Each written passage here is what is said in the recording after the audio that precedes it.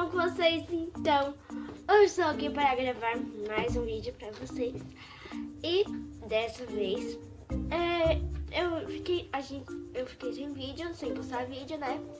Porque não tá dando muito trabalho de postar vídeo. Tem uns vídeos já prontos que eu ainda não postei. E eu vou postar para vocês. Mas chega de enrolação. Vamos ao que interessa.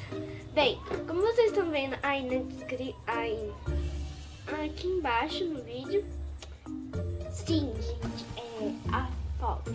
Sim, gente, eu comprei a Pop hoje.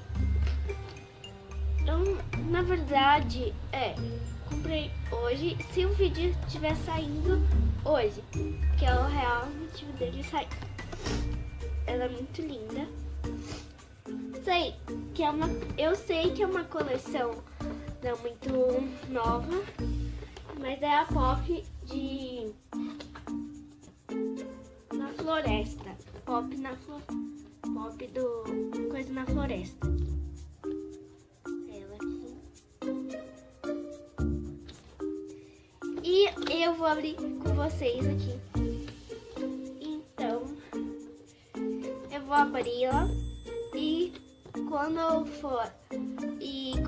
ela estiver aberta, eu volto. Então, gente, eu voltei. Eu não abri ela toda, mas eu abri eu abri ela quase toda. A caixa tá meio aberta, ó. Eu abri a caixa. E veio com o pentinho dela, que é assim, como vocês sabem, e o pedestal.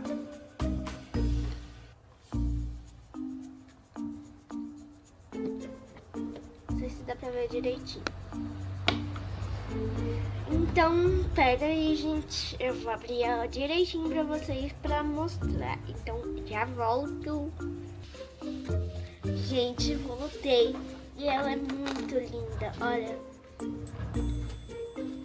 O cabelo dela é um pouco assim durinho, assim.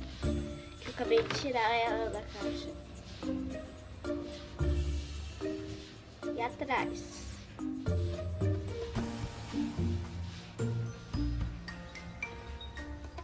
Ó, os acessórios dela. É um lampião, uma lampiara. Pra iluminar a floresta, né? E a bússola dela. Não dá pra ver direito, mas é uma bússola.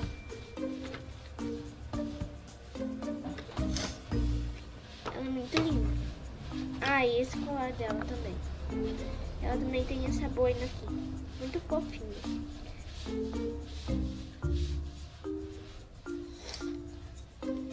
Então foi isso, gente. Espero que vocês tenham gostado do vídeo. Se gostaram, deixe o like, seu favorito, compartilhe nas redes sociais. E até o próximo vídeo.